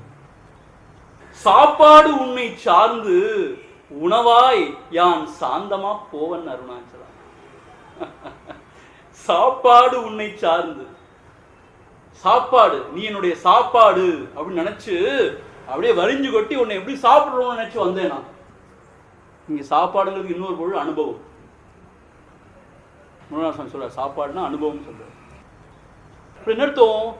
நான் இப்போ ஞானியா ஒரு ஜீவனா இருக்கேன், நான் முயற்சி செஞ்சு உபநிடதங்கள்லாம் படிச்சு தியானம் எல்லாம் பண்ணி கிண்ணி உன்னை நான் அனுபவத்தை அனுபவித்து விடுவேன். சாப்பாடு உன்னை சார்ந்து, உன்னை சாப்பாடு அர்த்தம், உன்னை சாப்பிட்டு விடுவேன் அர்த்தம், உன்னை அறிந்து விடுவேன், உன்னை அனுபவமாக பெற்று விடுவேன். அப்படின்னு தான் முதல்ல ஆரம்பிச்சேன். நான் கடைசி என்ன ஆச்சு? உணவாயான், ஆனா உனக்கே சாப்பாடாகி நீ என்னை விழுங்கி விட்டாய் அர்த்தம். அப்படி முயற்சி தான் ஆரம்பிச்சேன். நான் கடைசி என்னாச்சு? நானே உனக்கு சாப்பாடாயிட்டேன். உன்னை சாப்பிட வேண்டும் என்று எத்தனித்து கச்சை கட்டிக்கொண்டு நான் முயற்சி செய்ய ஆரம்பித்தேன். என்ன என்னுடைய அறிவீனம், அந்தோ கடைசியில் உனக்கே சாப்பாடாக்கி போனேன். என்ன அர்த்தம்? அந்த பரமாத்ம சக்தி இந்த அகங்காரத்தையே விழுங்கி விடுகிறது. சாந்தமா போவன் அருணா. இதுக்கு முருகநாசாமி ஒரு விளக்கம் கொடுத்துருக்கார். My god, beautiful. ச அந்தம், அந்தம்னா அழிவுன்னு அர்த்தம். ச அந்தம்னா நானே அழிந்து போனேன். சாந்தமா போனா அழிந்து போனேன். அந்தம்னா அழிவுன்னு அர்த்தம். ச அந்தம் சொன்னா அழிந்தே போனேன். ஆக உன்னை சாப்பிட வேண்டும், உன்னை எப்படியாவது அறிந்து விட வேண்டும், அனுபவித்து விட வேண்டும் என்று நான் முனைந்து செயல்பட நின்ற போது கடைசியில் எல்லாவற்றையும் இழந்து, என்னையும் இழந்து நானே உனக்கு சாப்பாடாகி போனேன். அந்த அனுபவத்துல நான் அற்று போயிடுது. நான் அற்று போனதுனால என்ன ஆயிடுது? அங்க பரமோ நிறைமோன நிறைவு தான் இருக்காங்க. நிறைமோன நிறைவு. ஓங்கார மேடையின் மீதேறி பார்த்தேன், ஒன்றையும் காணேன் அடி குதம்பாய், ஒன்றையும் காணேன். யோகர் சுவாமி சொல்ற ஒன்றையும் காணேன் அடிங்கிறார் கடைசியில். ஆங்காரம் போச்சுது, ஆனந்தம் போச்சுது. அவனே நான் ஆனேன் அடி, அவனே நான் ஆனேன் அடி. நீங்காத நின்மல நிட்டை வலித்தது நீ நான் இல்லையடி குதம்பாய், நீ நான் இல்லையடி. தூங்காமற் தூங்கும் சுகம் வந்து வைத்தது சும்மா இருந்தேன் அடி குதம்பாய், சும்மா இருந்தேன் அடி. பாதார விந்தத்தை காணாமற் கண்டு பணியாமற் பணிந்தேன் அடி. பாதார விந்தத்தை காணாமற் கண்டு பணியாமற் பணிந்தேன் அடி குதம்பாய், பணியாமற் பணிந்தேன் அடின்னு சொல்ற. அப்போ இவர் அவரை சாப்பிடலாம் நினைச்சு போறார். ஆனா கடைசியில் இவரே சாப்பாடாயிடுறார். அவன் விழுங்கிடுறான் இந்த ஜீவத்துவத்தை. இதெல்லாம் எப்படி சொல்றதுன்னு தெரியல.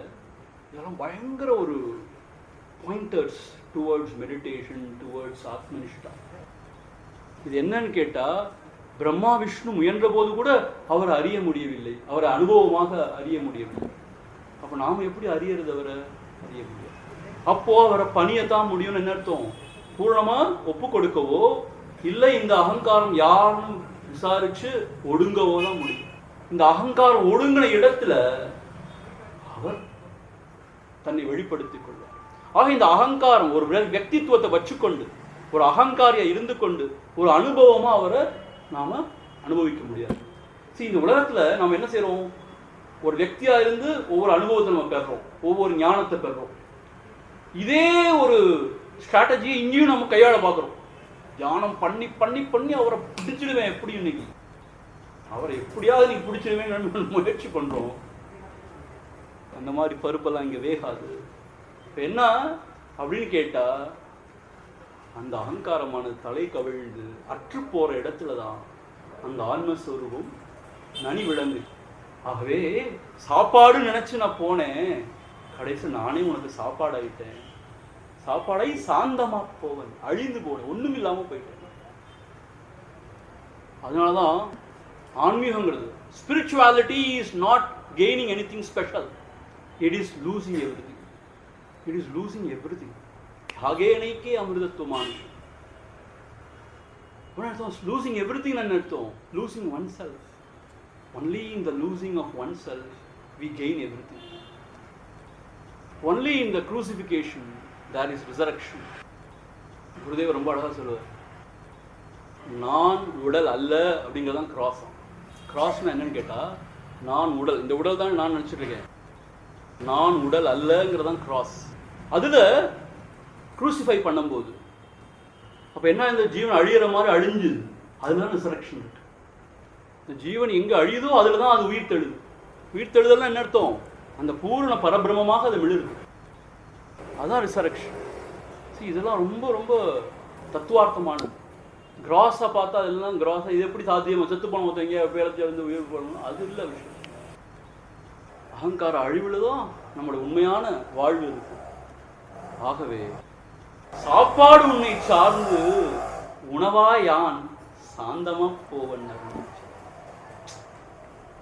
இது இன்னொரு வாசிப்பது ரெண்டையும். சகலமும் விழுங்கும் 27 28.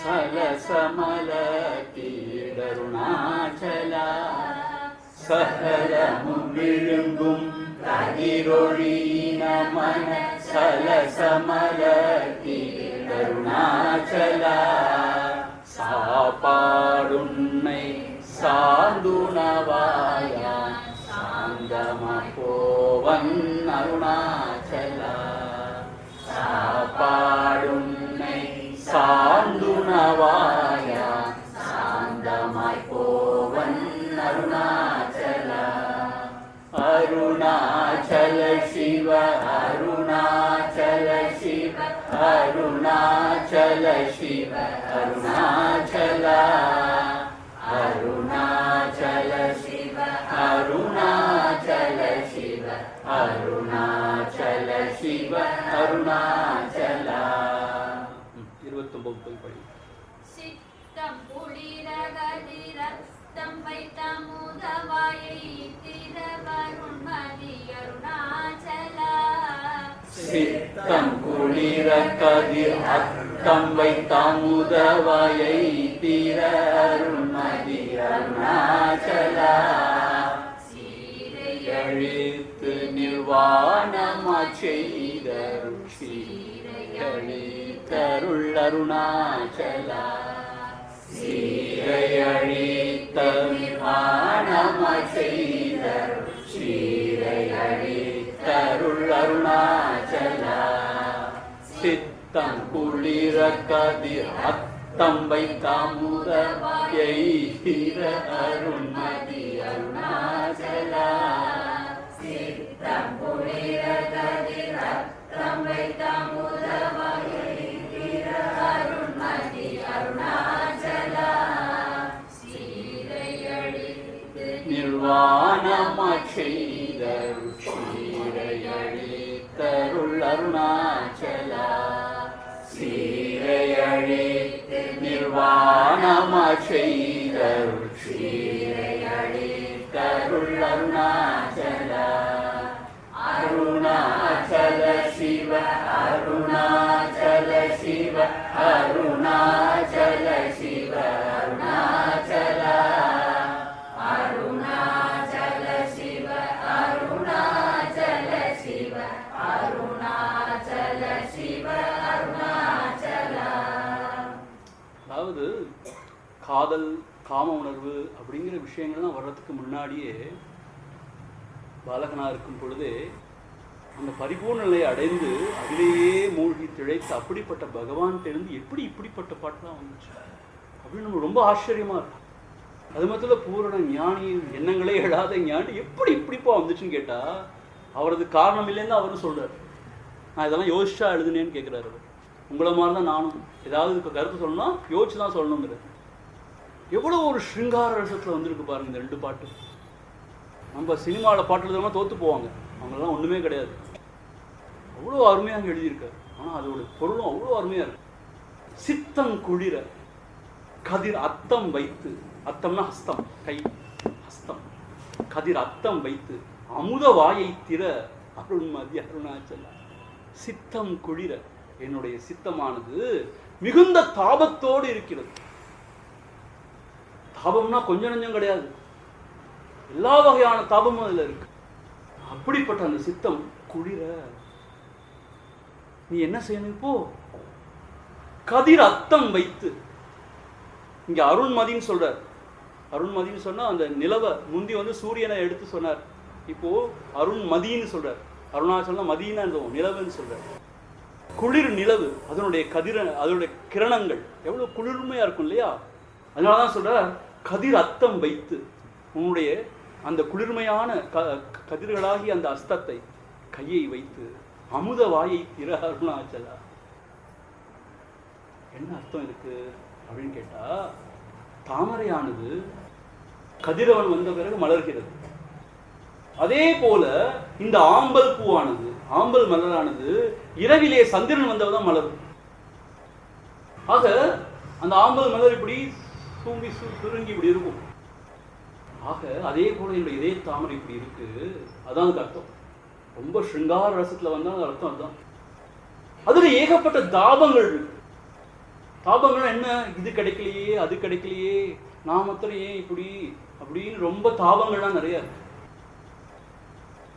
அப்போ உன்னுடைய குளிர்மையான அந்த அர்த்தத்தை வைத்து அருணாச்சலா உன்னுடைய அருள் கிரகணங்களால் எனக்கு நீ அனுகிரகித்து அர்த்தம் வை. அமுத வாயை தர அருணாச்சலா. கூம்பி இருக்கு இல்லையா, அதை தர அமுத வாயை தர. இந்த ஆம்பல் மலரை போல் அது கூம்பி இருக்கு இல்லையா, அந்த அமுத வாயை தர. அப்ப அது மலரை செய். அப்பதான் அதுல இருக்கிற தேனை நான் அனுபவிக்க முடியும். மலரை செய் அப்படின்னு சொல்லி. ஸோ முதல்ல கதிரவனோடு ஒப்பிட்டவர் இப்போ மதி, அருண் மதின்னு சொல்லி அந்த குளிர்ந்த நிலவோடு ஒப்பிடுறார் அருணாச்சல். ரெண்டும் கருத்து அதே தான், ஆனால் ரொம்ப ஸ்ருங்கார துணியில் வந்திருக்கு. அதுதான் விஷயம். ஆகவே தாபம் நிறைந்த என்னுடைய சித்தம் குளிரும் வண்ணம் உன்னுடைய அருள்மயமான அந்த ஹஸ்தத்தை வைத்து இந்த தாபங்களையெல்லாம் தனித்து போக்கி ஆம்பல் மலர் போல் சுருங்கியுள்ள என்னுடைய அந்த இதய மலருடைய வாயை திறந்து மலர்த்தியிடு. அந்த உண்மையான தேனை நான் பருகும் வண்ணம் என்னை செய்ய மாட்டாயா அருணாச்சலா? அப்படி கேட்டவர் அடுத்த ஷேடு பாருங்க என்ன சொல்றாரு. சீரை அழித்து நிர்வாணமா செய்து அருட்சீரை அழித்து அருணாச்சலம். சீருங்கிற வார்த்தைக்கு இன்னொரு பொருள் சேலைன்னு சொல்லலாம். சீருங்கிறது தமிழ்ல சேலைன்னு ஒரு பொருள் இருக்கு. அப்படி பார்த்தா பயங்கர ஸ்ருங்கார ரசமா அமைஞ்சிருக்கு. சீரை அழித்து, அழித்துனா அவிழ்த்துன்னு ஒரு பொருள் இருக்குன்னு முருகன் சுவாமி கொடுத்துருக்காரு. அழித்தல்னா அவிழ்த்தல். ஸோ சீரை அழித்து நிர்வாணமா செய்து அருட்சீரை அழித்தருள் அருணாச்சலா. அது உண்மையான பொருள்னு கேட்டா இங்க சீருங்கிறது இந்த பஞ்ச கோஷங்களான இதுதான் சீர். இந்த உடல், அதோட பிராணமய கோஷம், மனோமய கோஷம், விஞ்ஞானமய கோஷம், ஆனந்தமய, இதுதான் இதோடைய சீர். இப்போ உடம்பை மறைக்கிறதுக்காக நம்ம சேலை கட்டுறோம் இல்லையா, அதே போல இந்த ஆன்மாவினுடைய ஒரு இதாக என்ன பஞ்ச கோஷம் தான் அது மறைச்சிருக்கு. இந்த சீரை அழித்து, இந்த பஞ்ச கோஷங்கள் என்கின்ற சீரை அழித்து நிர்வாணமா செய்து, நிர்வாணம் அர்த்தம் அங்க ஆன்மஸ்வரூபத்தை தவிர வேற ஒண்ணும் இல்லைங்கிறத நிர்வாணமா இருக்கு. நிர்வாணமா செய்து அருட்சீரை அழித்த உன்னுடைய அருட்சீரை அழித்தருள் அருணாச்சலா. ஆனா இங்க என்ன சொல்றாருன்னா சுவாமி முருகநாத சுவாமி, சீரை அழித்தலே நிர்வாணமா செய்தலும், நிர்வாணமா செய்தலே அருட்சீரை அழித்தலுமாக அறியத்தக்கதாம் நீங்க சொல்லிடுறாரு. இது ரொம்ப ஸ்ருங்கார துணி பொருந்தியதா அப்படி வந்தாலுமே, அதாவது ஆத்ம சம்பந்தமா பார்க்கும் பொழுது சீரை அழித்தல் தான் நிர்வாணமா செய்தல், நிர்வாணமா செய்தல் தான் அருட்சீரை அழித்தல். ஏன்னா அப்படி நிர்வாணமா செய்யும் பொழுது ஆத்மாவை தவிர ஒண்ணும் இல்லாமல் ஆத்மஸ்வரூபியா நிலை நிற்கும் பொழுது அங்கே எல்லா மங்களங்களும் நமக்கு உண்டாகிறது. அதுதான் உண்மையான அருட்சீர். அப்படி அருட்சீரை அழித்துனா கொடுத்து அருள் அருணாச்சலா. ஆஹா அருணாச்சலா, நான் உன்னை வேண்டுவது என்ன? சீரை அழித்து, என்னுடைய அகங்காரமாகிய சீரை அழித்து நிர்வாணமா செய்து ஏதும் ஒன்றற நில். அதான் நிர்வாணமா செய்தது. ஏதும் ஒன்றற நில். இதுவுமே ஸ்ரீ யோகர் சுவாமி சொன்னதுதான். ஏதும் ஒன்றற நில். எப்படி நிக்க முடியும்? நிக்க முடியும். ஒன்றும் இல்லாம நிக்கிறது, எந்த கிரச்சஸும் இல்லாம நிக்கிறது. ஏதும் ஒன்றற நில். அப்படி நிர்வாணமா செய்து, அந்த நிர்வாணமா செய்தல்ல எதுவுமே கிடையாது, ஒன்றும் கிடையாது, எல்லாமே போச்சு, எல்லாம் அடங்கி ஒடுங்கி போச்சு, ஒண்ணுமே இல்லைங்கிறதான். அங்கதான் புத்திஸ்டிக் பிலாசபிக்கு போயிட வேண்டியது. ஆனா என்னன்னு கேட்டா அந்த புத்திஸ்டிக் பிலாசபியை சில பேர் வலியுறுத்துறவங்க ஆன்மாவும் இல்லை பிரம்மமும் இல்லை ஒண்ணும் இல்லைன்னு சொல்லிடுறாங்க.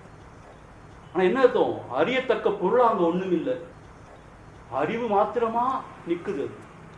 ஆகவே நிர்வாணமா செய்து அருட்சீரை அழித்தருள் அருணாச்சலம். உன்னுடைய அருட்சீரை அழித்து என்னை அருள்வாயாக Arunachalam. So this is most beautiful.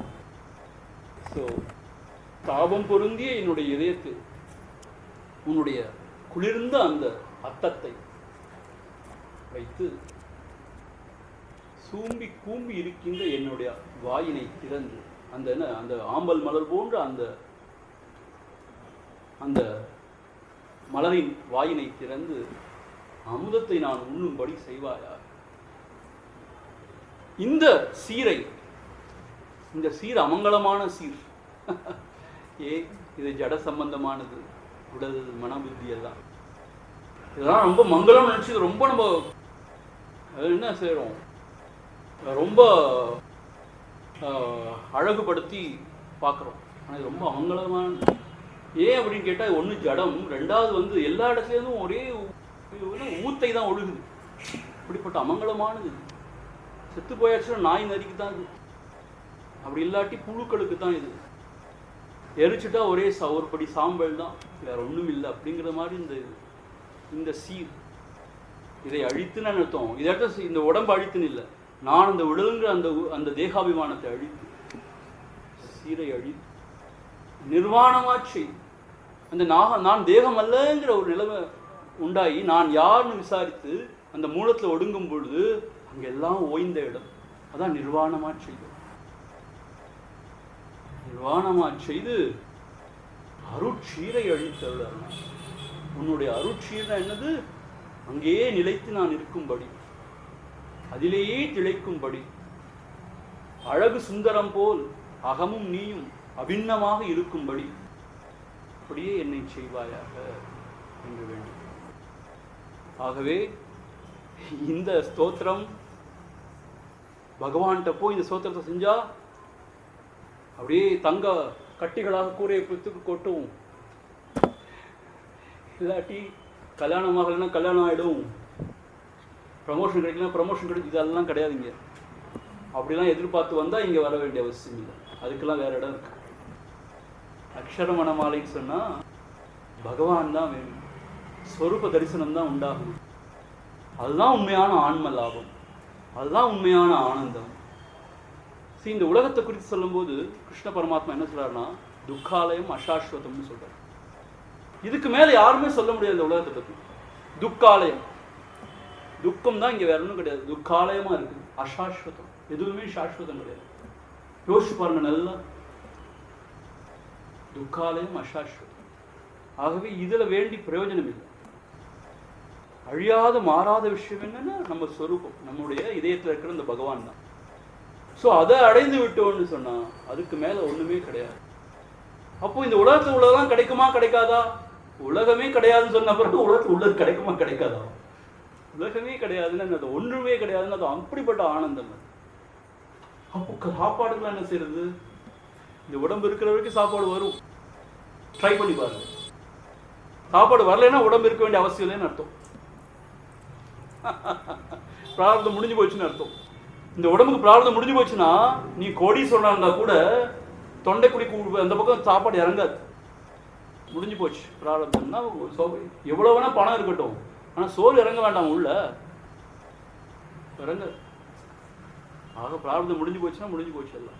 பிராரதம் இருக்கிற வரைக்கும் யாருமே இல்லாத அந்த காட்டுக்குள்ள இருந்தா கூட அப்படிதான் ஆச்சு. சுவாமி சின்மயானந்தருடைய குரு சுவாமி தப்போவன் மகாராஜன் பெரிய ஞான நிஷ்டர், பெரிய விராகி, தபஸ்வி. அவர் இமயமலையில அந்த பனி சூழ்ந்த இடத்துல அவர் உலாவிட்டு இருப்பார், கீழே இறங்கி வர மாட்டார். கீழே வேண்டாம்னு சொல்லி மேலேயே தான் இருந்தார். இப்போ அவர் ஒரு முறை அப்படி வாண்டரிங் தி ஹிமாலயாஸ்னு புத்தகம் எழுதியிருக்கார். அதில் அப்படி அவர் வாண்டர் பண்ணிட்டு இருக்கும்போது ஒரு காடு சார்ந்த இடத்துக்குள்ள போயிட்டார்.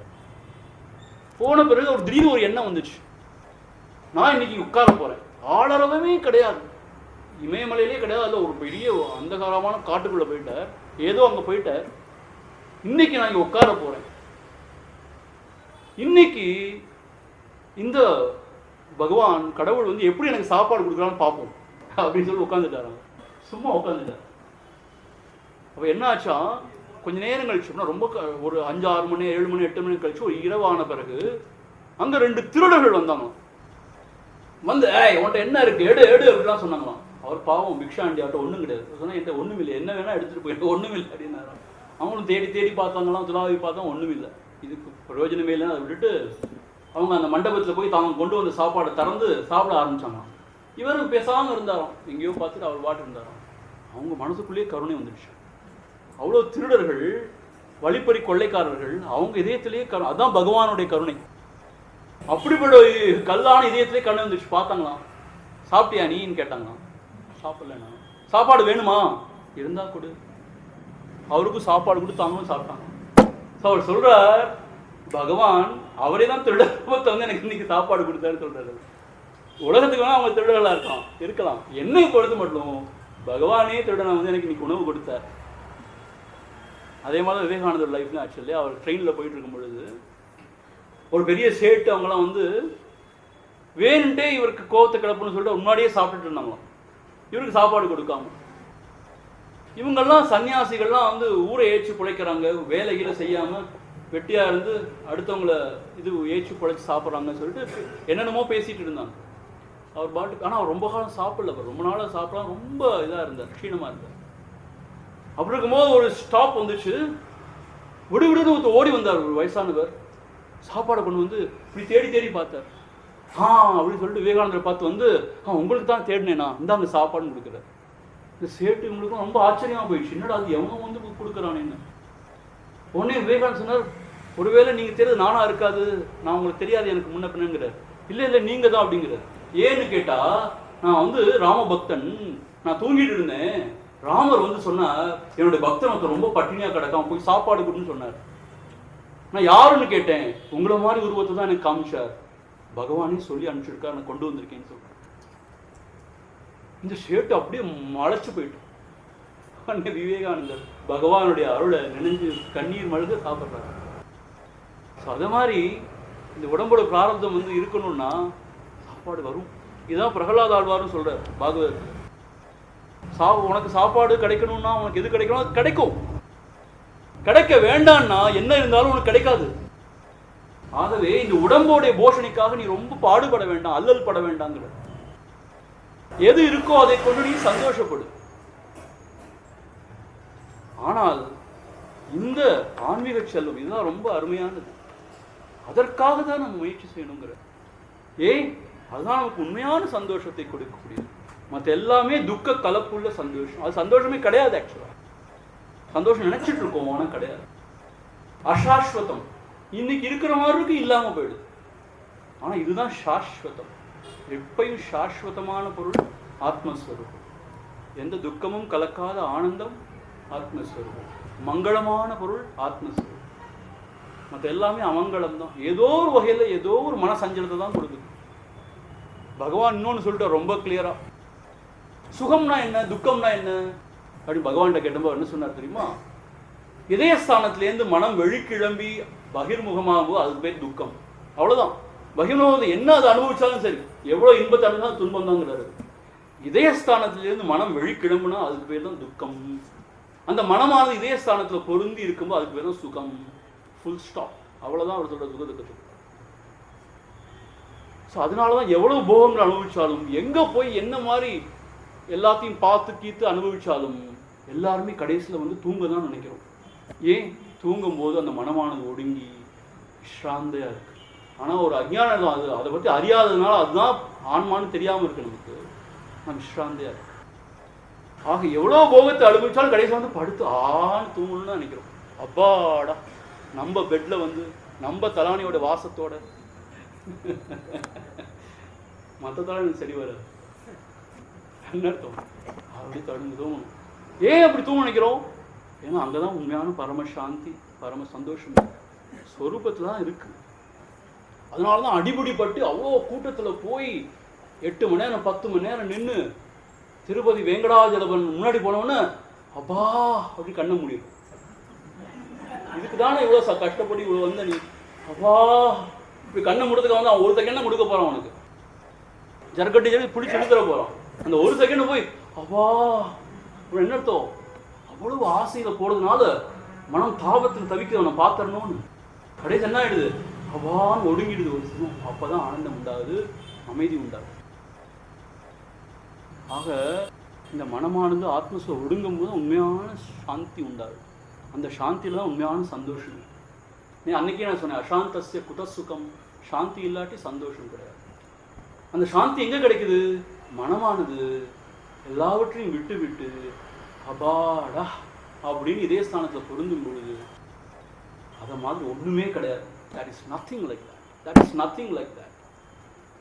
அது விழக்கிழம்பி என்னத்தை தான் அனுபவிச்சாலும் அது துக்கம் தான். I will go ahead and say one more thing. You may not like it.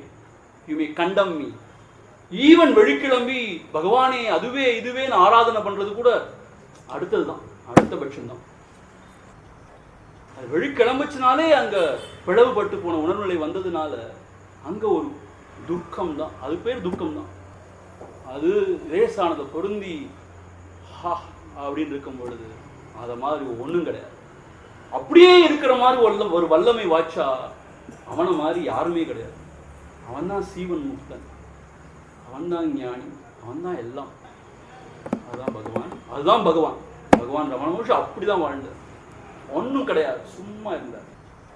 We will conclude today and tomorrow is the last day. நான் முதல் நாளே சொன்ன மாதிரி ஓரளவுக்கு வந்துட்டோம். 30 நெருங்கி 36ன்னு சொன்னோம் இல்லையா? ஏன் 36 சொல்றேன் நான் சொல்ல முடியும் யாராவது என்கிட்ட? 1/3 right, 1/3 அட்லீஸ்ட் 1/3 பார்ப்போமேங்கிற ஒரு முயற்சி தான். அப்புறம் பகவானுடைய ஆக்ஞான்ஸ்னா மீதியும் பார்ப்போம். ஸோ நாளைக்கு இன்னும் 6 இருக்கு, அதை பார்த்துட்டு நம்ம இதை நிறைவு செய்வோம். ஓம் பூர்ணமத பூர்ணமிதம் பூர்ணாத் பூர்ணமுதச்யதே பூர்ணஸ்ய பூர்ணமாதாய பூர்ணமேவாவசிஷ்யதே. ஓம் சாந்தி சாந்தி சாந்தி. ஹரி ஓம். ஸ்ரீ குருப்யோ நமः. ஹரி ஓம்.